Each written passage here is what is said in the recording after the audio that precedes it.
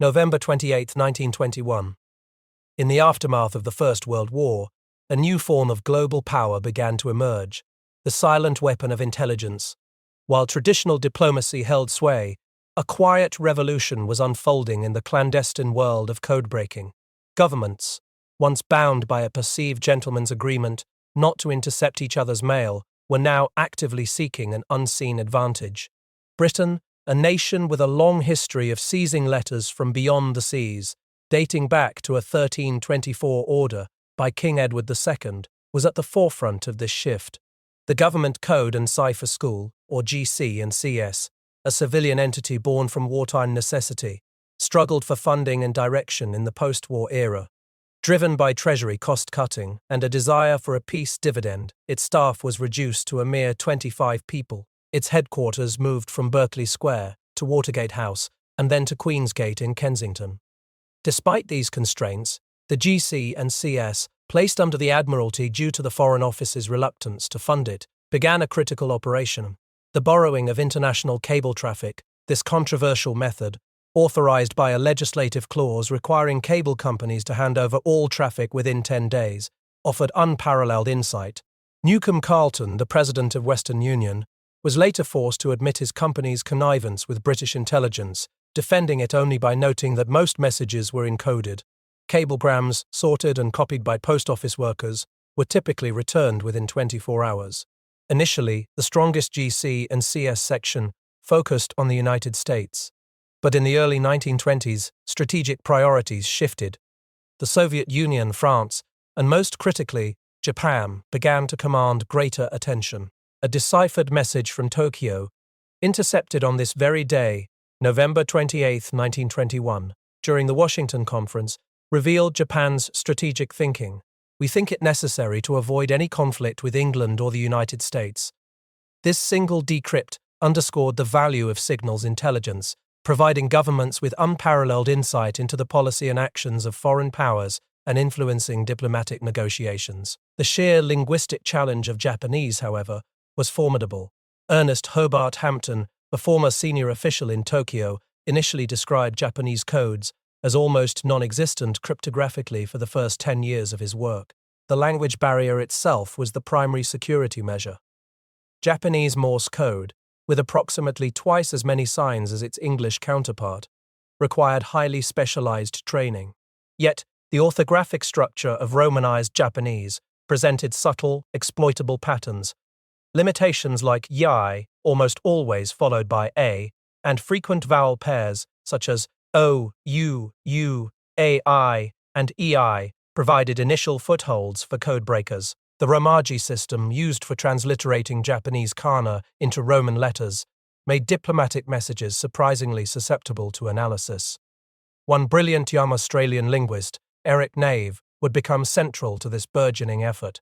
Achieving over 90% on his Japanese language test at the British Embassy, Nave possessed a rare aptitude. In the late 1920s, he began to read early Japanese naval codes. By the end of 1927, the GC and CS leadership, recognizing his talent, decided Navy should return to London to focus specifically on the Japanese Navy's General Operational Code. Arriving in London in early 1928, unaware of the full scope of Denniston's operation, Navy made swift progress. By the end of that year, the Japanese Navy's General Operational Codebook was reported as quite legible, with over 800 messages decoded. This quiet, persistent effort to decipher Japanese communications was known by the codename Procedure Y, emphasizing its extreme secrecy. A critical early breakthrough came from intercepting a Japanese practice message that ran through the entire Japanese Morse code symbol by symbol. This provided a Rosetta Stone for the difficult kana Morse. Gradually, elements of the self-evident code emerged, such as Dei for Minister of Marine and Shichi for Commander-in-Chief. The basic Japanese naval reporting code, known as the Tasaware code, used for announcing ship sailings, was penetrated. Observing the shift from the commercial call sign, JJC, to the naval service call sign AB on Tokyo Radio Watch, allowed the identification of main naval bases. Another critical crib came in 1926 with the death of Emperor Yoshihito. His official report and succession speech relayed identically to all outposts, provided a plaintext for cryptanalytic attack.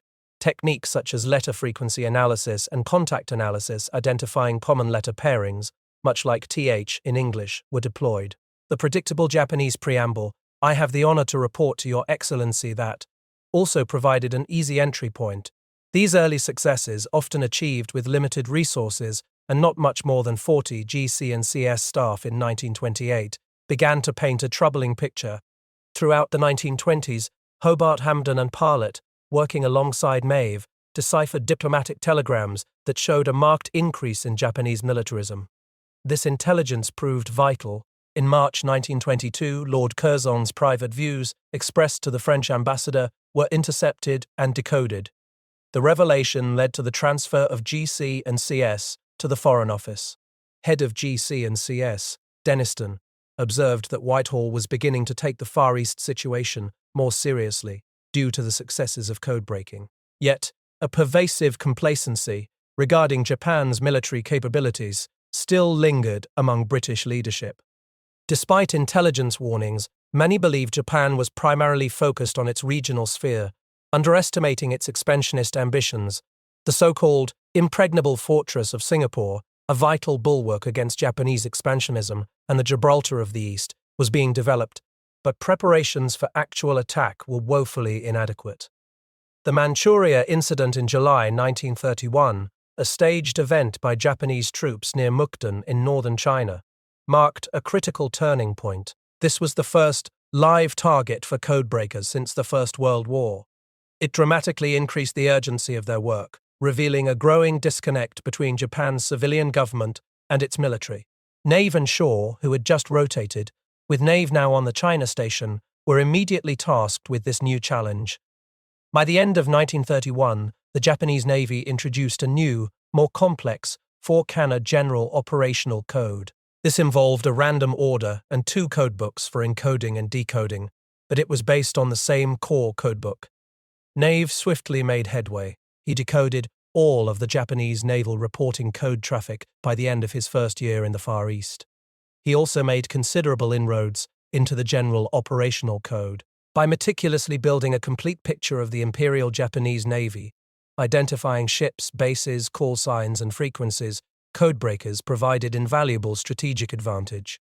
This foresight enabled the identification of enemy naval movements and fleet compositions, but the challenge of Japanese codes was not static. The Japanese military was aggressively pursuing its expansionist agenda, particularly its actions in China. By the end of 1934, Japan had occupied more of northern China and abrogated arms limitation treaties, escalating the threat. The intelligence landscape was further complicated by a startling discovery. In July 1934, codebreakers uncovered a major Japanese spy network centered on Singapore itself, revealing two top agents at the heart of the British government there. This critical moment moved beyond understanding military plans to revealing direct infiltration of British defence. It dramatically raised the alarm and underscored the immediate threat, challenging the notion that the British were not losing an intelligence war. The intelligence gained directly informed British policy, countering optimistic diplomatic assessments and highlighting the aggressive intent of the Japanese military. This led to the establishment of the Far East Combined Bureau FETB in March 1935. This new entity, comprising an intelligence reporting section, a special intelligence code-breaking section, and a dozen wireless intercept operators on Stonecutters Island, marked a formal strategic commitment to a dedicated localized intelligence operation. It was an acknowledgement of the escalating threat and the inadequacy of existing arrangements. Stonecutters Island, however, presented its own challenges: interference from Royal Navy radio transmission, an insecure telephone link, regular typhoons, and a plethora of winged and other insects. The shift to machine ciphers marked a significant escalation in Japanese security measures. Hugh Foss and Oliver Strachey at GC and CS, working from a shabby office containing an old desk, 2 chairs and a secure cupboard for the Japanese naval section in London, broke the first naval attaché machine cipher in 1934. This was the codebreakers' first experience with such a formidable system. The machine utilized 2 wheels, 20 consonants and 6 vowels, and attempts to break it initially used basic materials like a brown foolscap file cover with a collar stud retrieved from a returning laundry parcel, a piece of string, and slots cut in the cover. Eventually, expert Bakelite models were created. The FECB's main commitment became the Japanese Naval General Cipher, an embryonic system with a basic book of about 94 kana groups and a simple transposition changed at intervals. This complex intelligence gathering was drawn from diverse sources: spies, informants, and, of course, the secret Japanese messages. But even with growing capabilities, the effectiveness of British codebreaking was severely hampered by internal institutional rivalries. Senior naval officers at FECB were barely on speaking terms, and Army and RAF codebreakers were conspicuously absent from the early structure. Colonel Valentine Burkhardt, arriving in the spring of 1936, found petty turf wars rife. He used a PS-1 500 grant from the Army Entertainment Fund for social gatherings and Chinese dinners to foster inter-service camaraderie, a necessary but indicative effort. The intelligence vacuum was stark. Following the Peking murder incident in the summer of 1936, it was discovered that Japanese consular and military message interception had lapsed. This prompted the relocation of Army operators to Tientsin, forming the North China Signals Section, staffed by around 24 wireless intercept operators, to capture crucial Japanese Army traffic. John H. to operators and Tosset Tiltman, head of the GC and CS military section, became the primary analyst of material from Hong Kong and Tientsin. He observed that Japanese cipher systems changed drastically about every 9 months. In 1933, Tiltman had solved the Japanese military attaché system, in use since 1927, which involved a small basic code chart of 240 units. But a new 5-letter system introduced in the early 1930s for Japanese diplomatic communications proved a tougher nut to crack. It was suspected to be a machine cipher, and indeed, Japanese diplomatic links had gone over to a machine cipher for state-secret communications. This machine, known as the Anguki Typo A, or typo cipher machine, also called the 91 Shiki Uban Injieki alphabetical typewriter 91 from 1931 2591, featured 2 typewriters, a standard telephone exchange plugboard, and an encipherment mechanism with 2 so-called half-rotors and a 47-pin gear wheel. Initial analysis showed that the frequency patterns of the letters seemed to change every 10 days, with 6 letters, all vowels plus V, standing out. By November 1934, codebreakers found a way in, discovering 10-day key periods operated on a predictable cycle. A significant breakthrough came with Kenworthy's Metropolitan Police Wireless Intercept Unit from Scotland Yard's attic. Together with GC and CS, they developed the J machine, which was working by August 1935.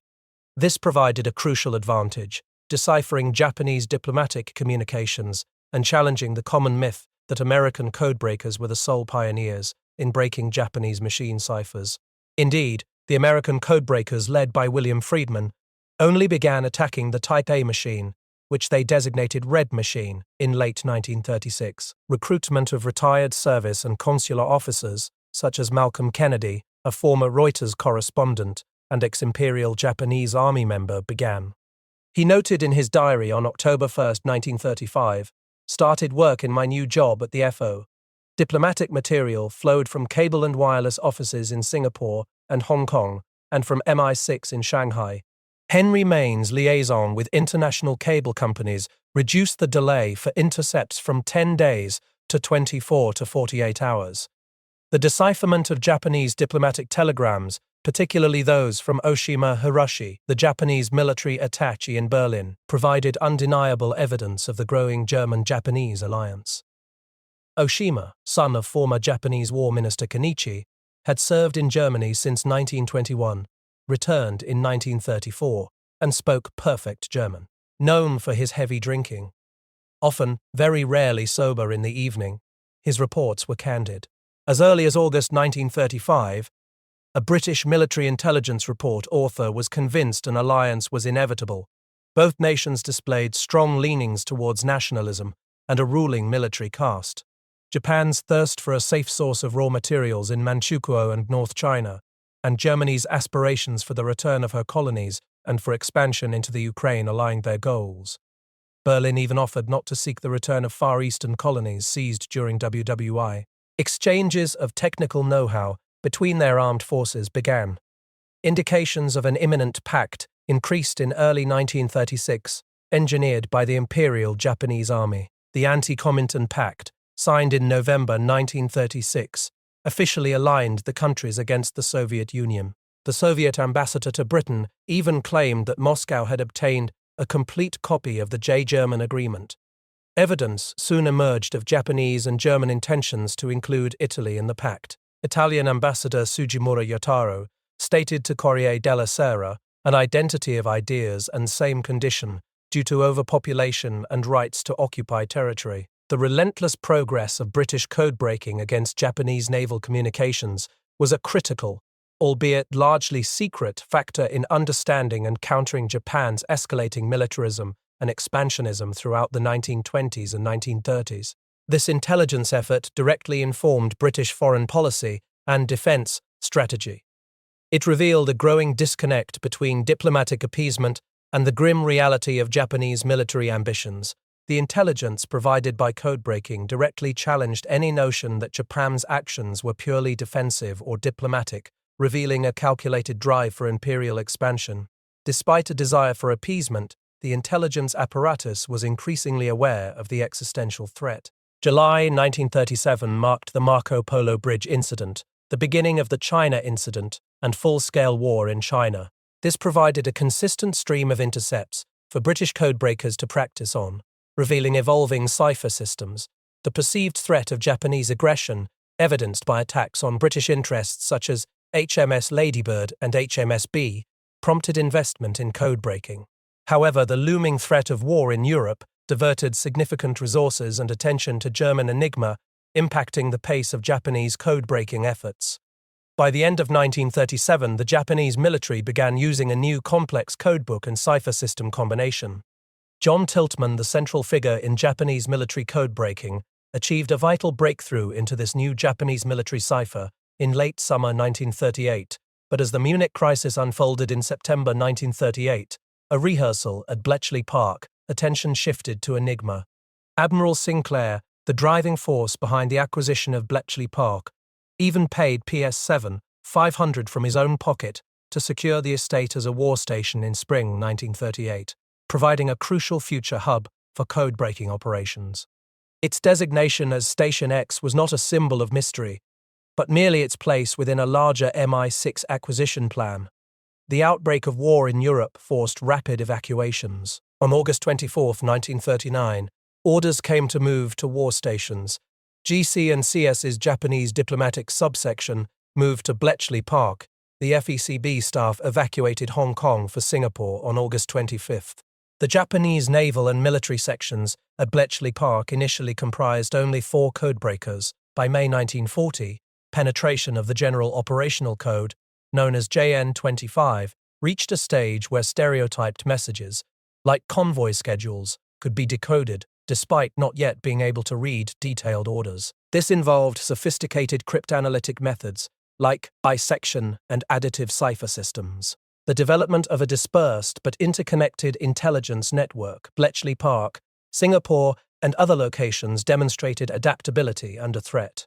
The recruitment and training of specialized personnel, including Wrens trained in Kana Morse, highlighted the human element in intelligence operations.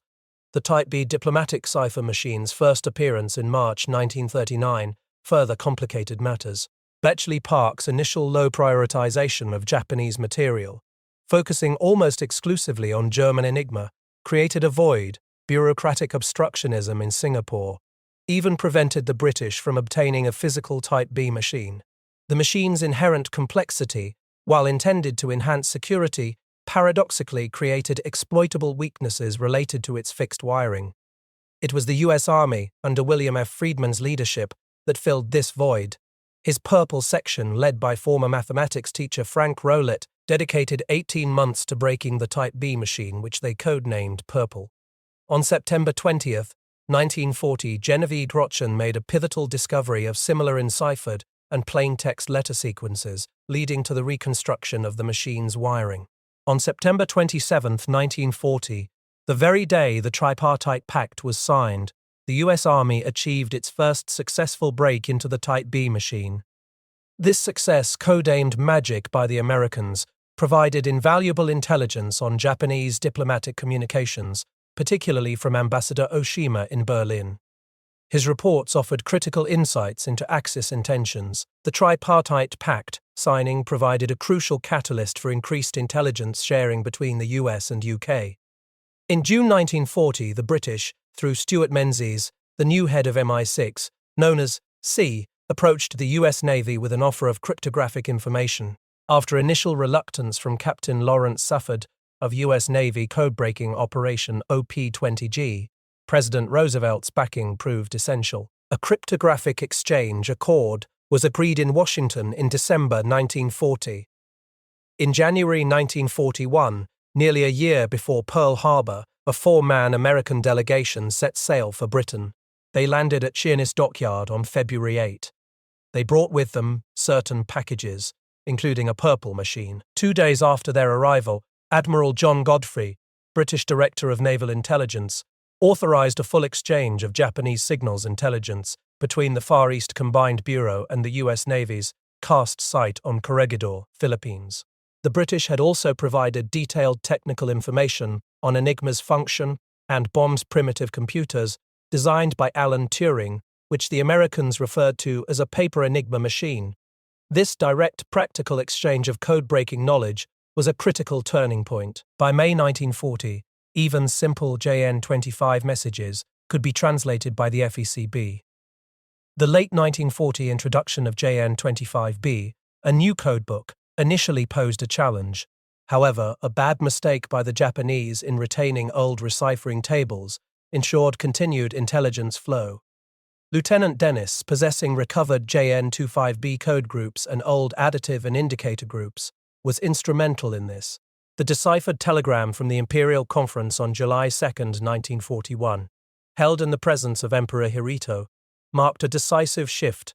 It revealed the Japanese decision to occupy French Indochina and expand southwards.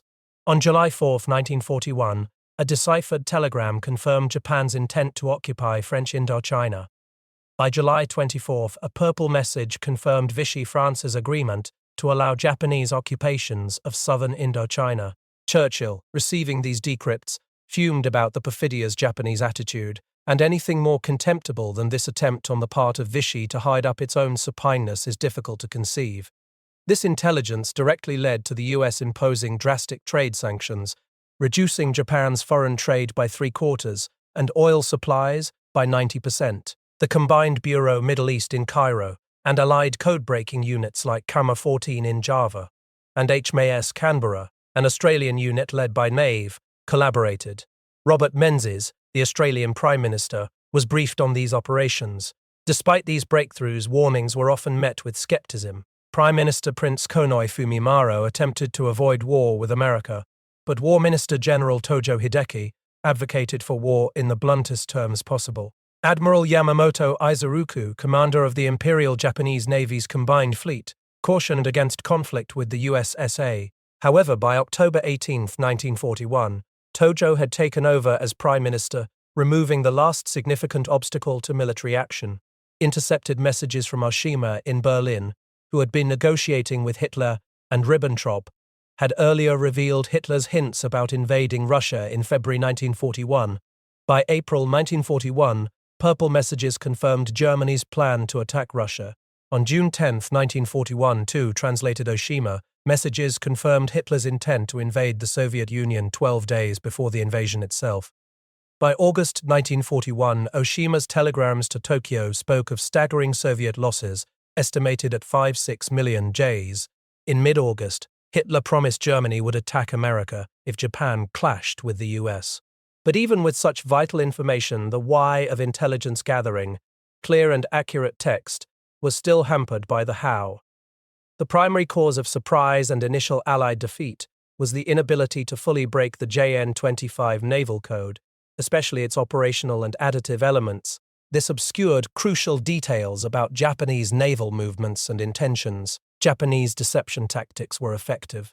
By late October 1941, naval intercepts left no doubt about the combined fleet's mobilization. In early November, large Japanese transport ship movements south were detected. On November 19th, the WIN's code message system was explained to Japanese consular posts and embassies, intended to signal the imminent commencement of hostilities.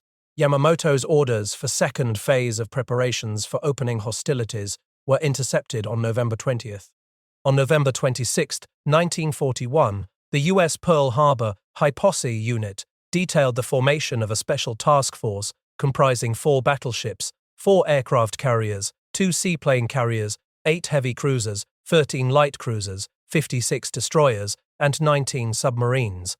On November 30th, a message from Tokyo to Berlin stated, "Breakdown of the Washington talks is inevitable."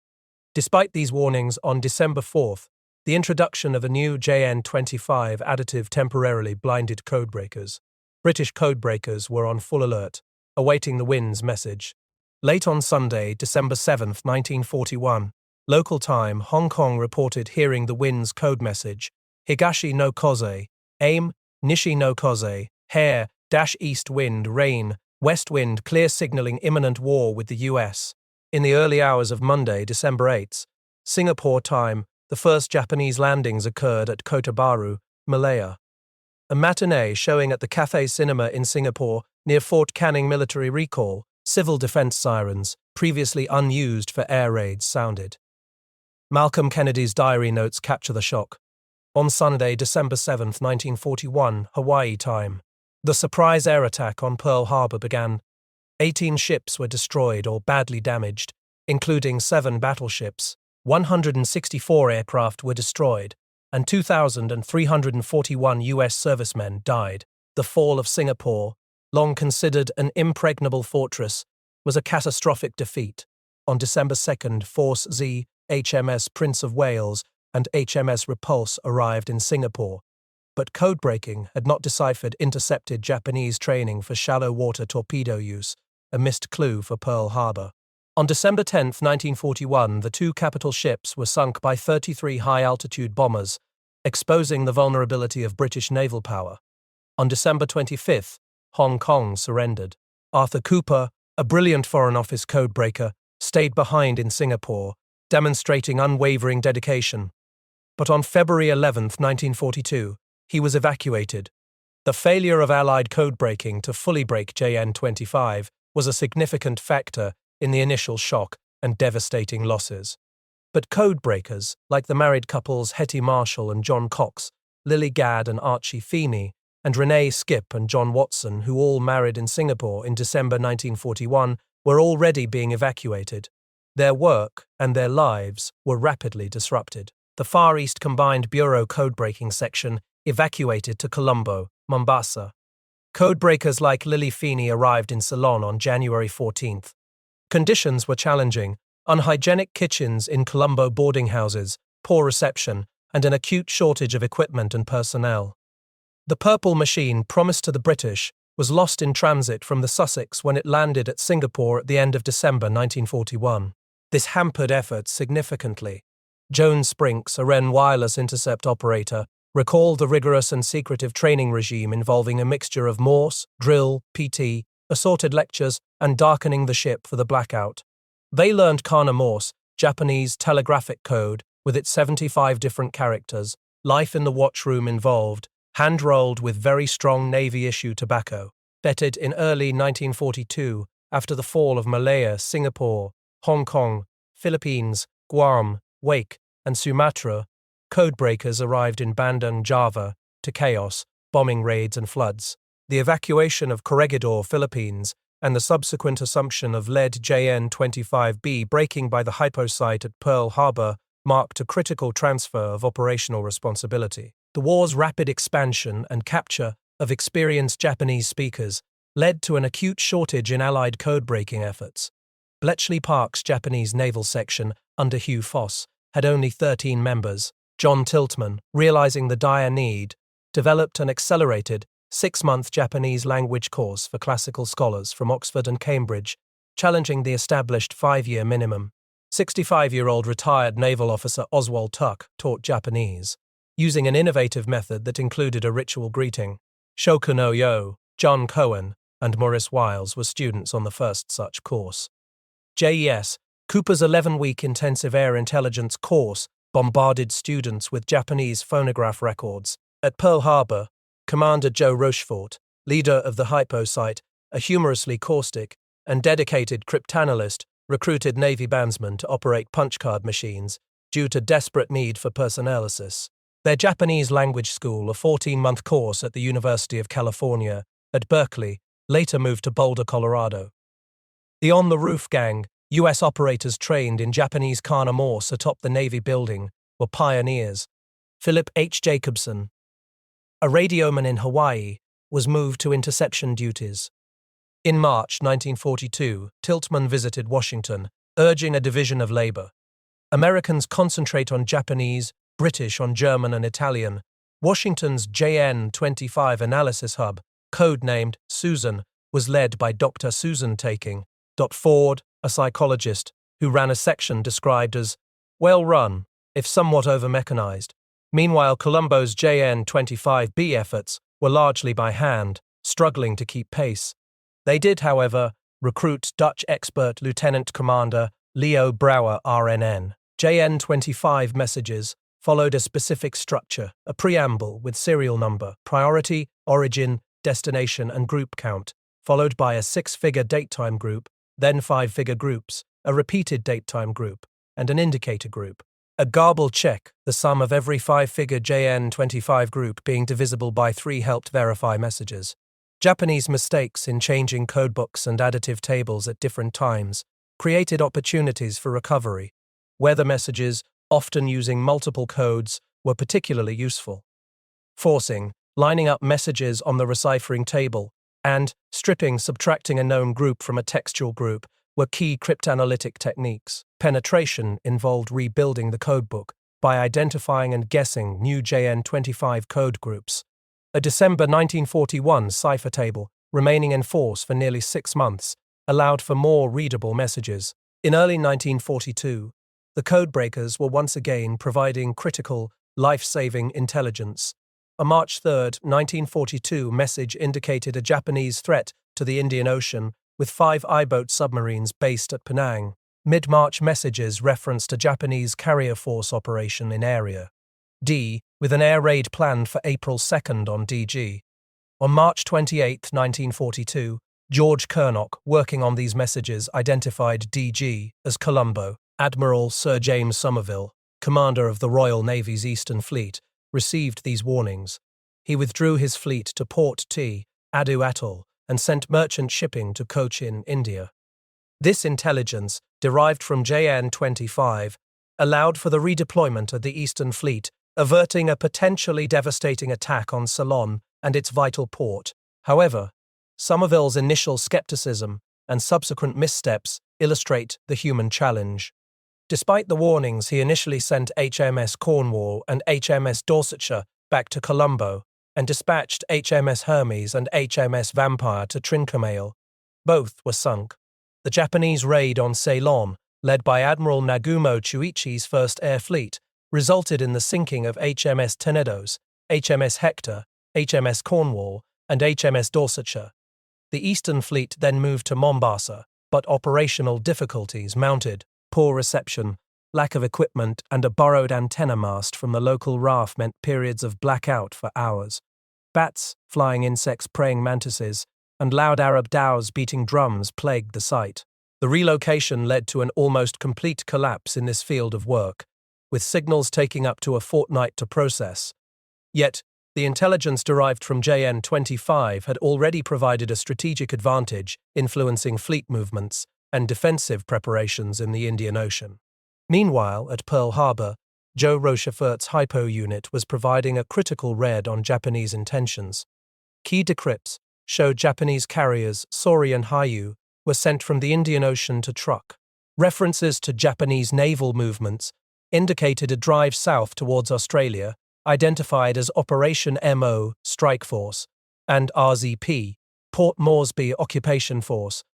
Shokaku and Zuikaku, detached from Nagumo's First Air Fleet, were identified, the Battle of the Coral Sea, a tactical draw in May 1942, was the first naval battle dominated by carrier aircraft, and importantly, demonstrated the nascent power of intelligence in shaping naval engagements.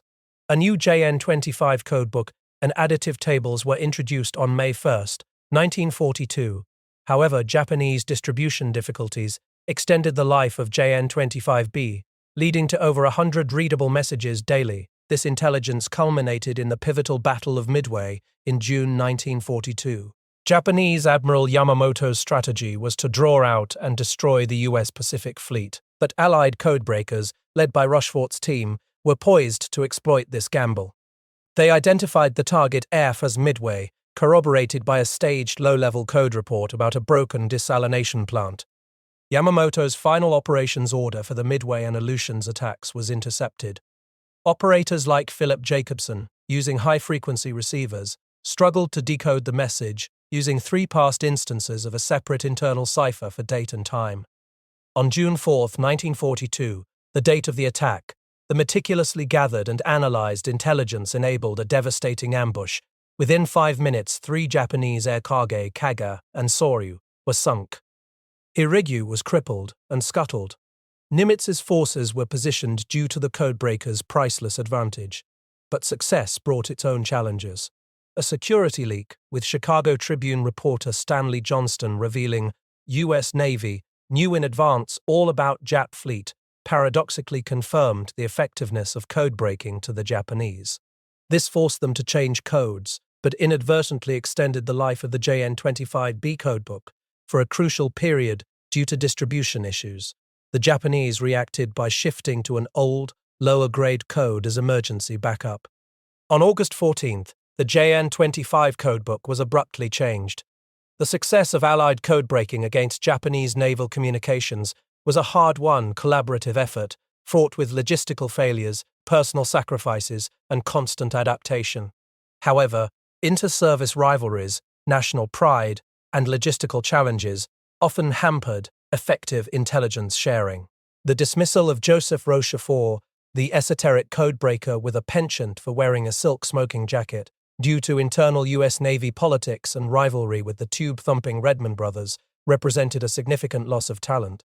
He was dismissed as merely an ex-Japanese language student, a stark example of how bureaucracy could undermine effectiveness. This political payback wasted a priceless talent. The US-UK cooperation agreement in late 1942 and early 1943 largely solidified a disadvantageous arrangement for the British. The US Navy's pride, and what is yours is mine, and what is mine is my own attitude, as described by Brigadier WWII and N. Disproof, jolly meant they refused to send representatives to the British on Japanese matters.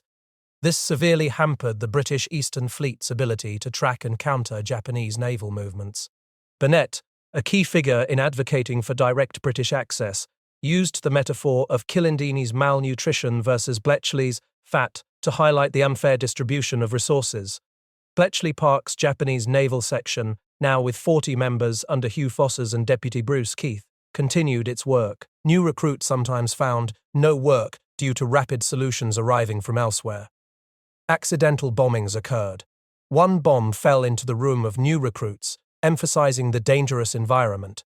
Hugh Foss's eccentricities, such as his detailed washing-up procedure and the diverse social melting pot of Bletchley Park, with its services lunatic asylum atmosphere, are part of its unique history.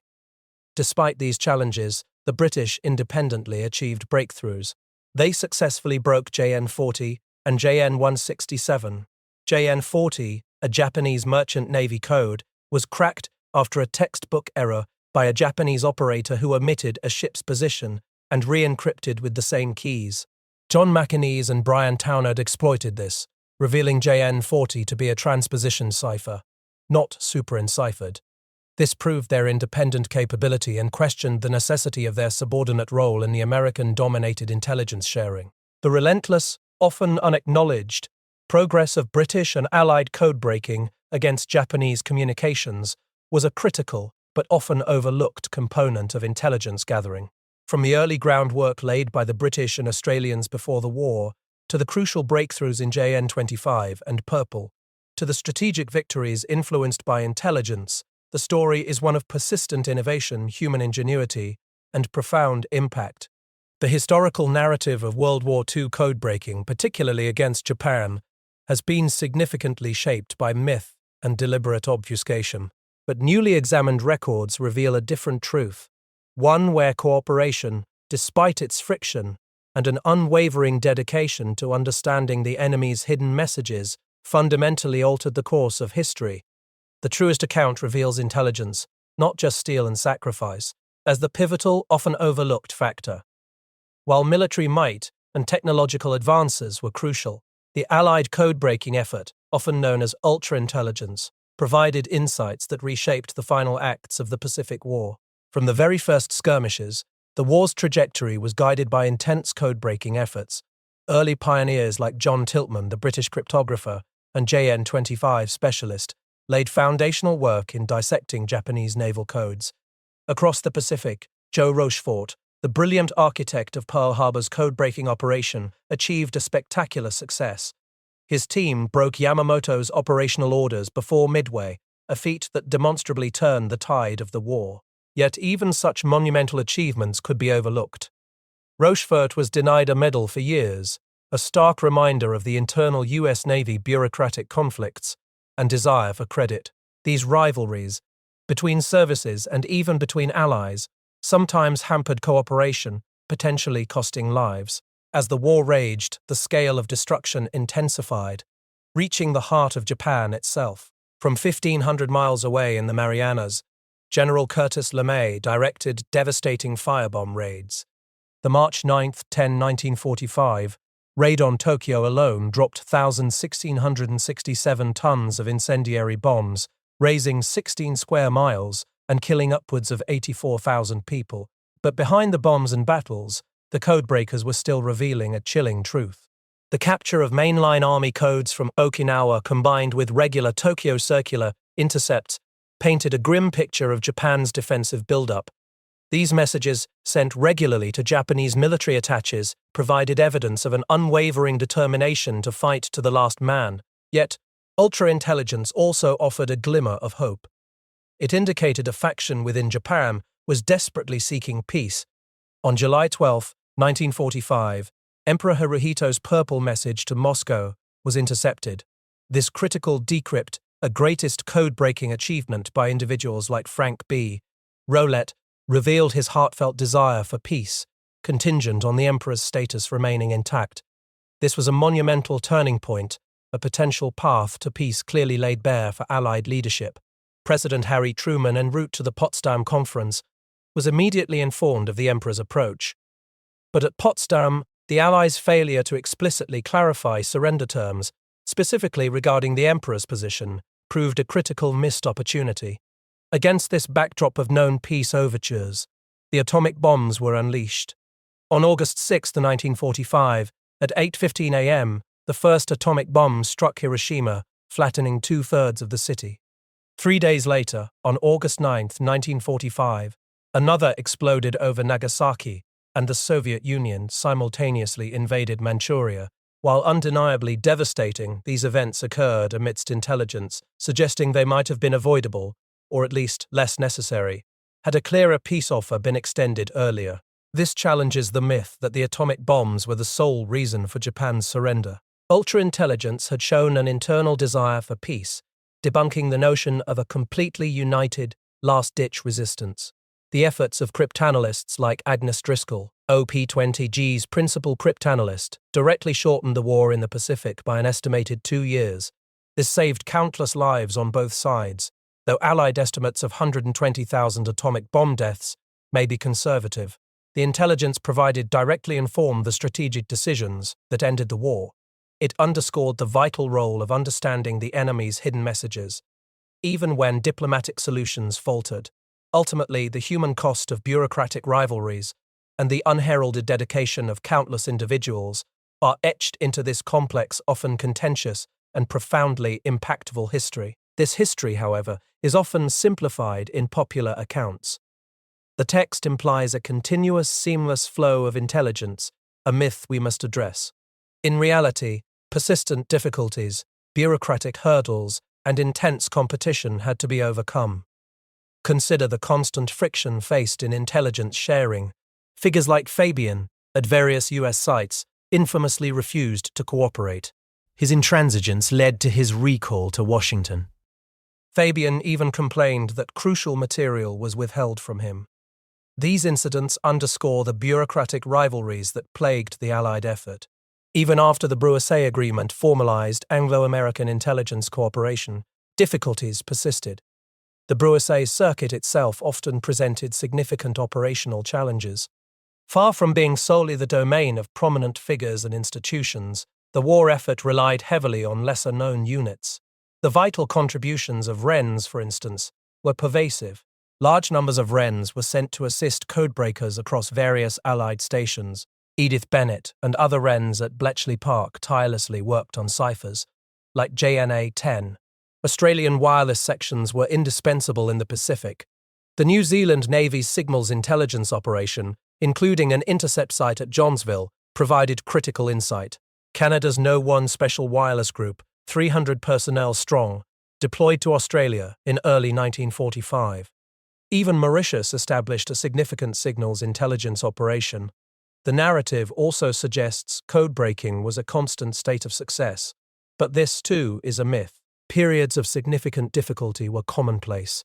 Concerns over potential Allied breaks, particularly with Japanese JN-25 security improvements, were deeply felt. The loss of JN-25 coverage for long periods was a constant, terrifying possibility. This necessitated a relentless adaptive strategy. Bletchley Park's Japanese military section expanded significantly in May 1943. This included Hugh Alexander being brought in to head Bletchley Park's JN-25 operation. His subsequent trip to Washington further cemented the need for coordinated action. Hinsley and Foss were also sent to Washington to streamline intelligence efforts. One key area of focus was Japanese Army codes. David Meade's break of the main Japanese Army Administrative Code, 7890, was a pivotal moment. Edward J. Dreher detailed Bletchley Park's comprehensive break into these critical Japanese Army codes. The Women's Empire Club were central to this effort, working on both 7890 and Code 3366. The WEC's links with Americans and Station 8 proved invaluable. Maurice Wiles, Gladys Sweetland, and Elsie Hart shared their vivid memories of this demanding work. Tiltman's call for a UK conference to coordinate attacks on Japanese high-level code systems highlighted the urgency. Central Bureau's role in the New Guinea campaign in the second half of 1943 was equally transformative. MacArthur heavily utilized Central Bureau intelligence from these mainline army codes. The advanced echelon of Central Bureau moved directly to New Guinea, then to Leyte. Their Army Air Solutions section followed, underscoring the intelligence's direct impact on tactical operations. Intercept units bravely went ashore at Dagupan and moved to San Miguel in the Philippines. Yet, changes in Japanese Army codebooks constantly hampered codebreakers. This was a perpetual cat-and-mouse game. At sea, the reinforcement of Kilindini marked a key strategic decision. The subsequent move back to Colombo consolidated operations. Cohen and Denham's journey, too, and arrival in Kilindini symbolized the early commitment. Slowly, OP-20G's attitude towards Kilindini improved, recognizing its strategic value. Meetings with Redman and Wenger eventually led to a new cipher link. A U.S. liaison officer was established at Colombo. Soon, the Eastern Fleet started to receive vital U.S. Navy intelligence. The Anderson station set up in Colombo, despite initial problems, quickly became operational. Its interception and direction finding DF operations were crucial. The production process at Anderson generated actionable intelligence. SIGINT's support for the Burma campaign became a major focus. Poor reception in Delhi led to the transfer of coverage to Bangalore.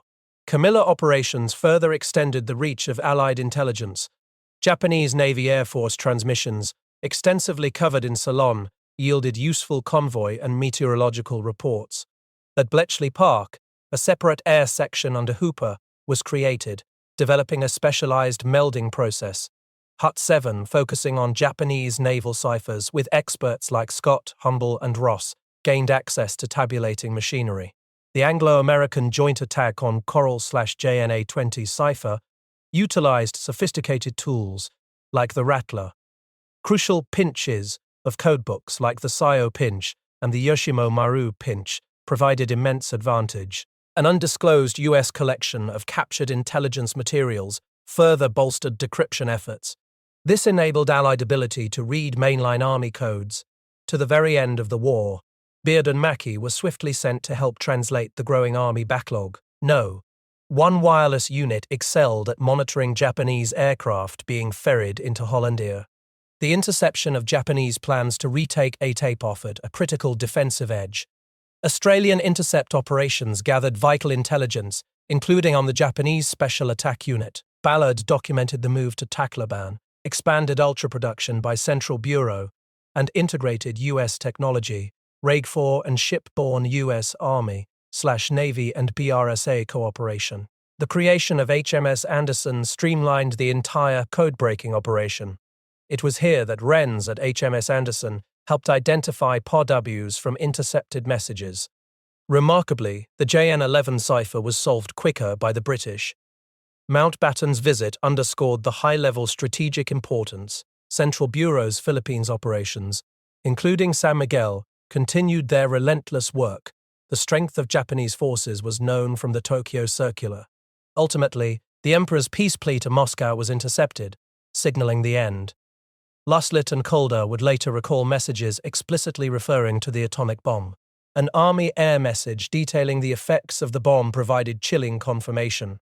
Grafing's memories of the surrender message closed this chapter of devastating conflict. Pioneers like Rochefort, Rolette, and Agnes Driscoll laid the foundation for these monumental achievements. Their contributions, alongside countless unheralded individuals, reveal the true complex story of intelligence at war.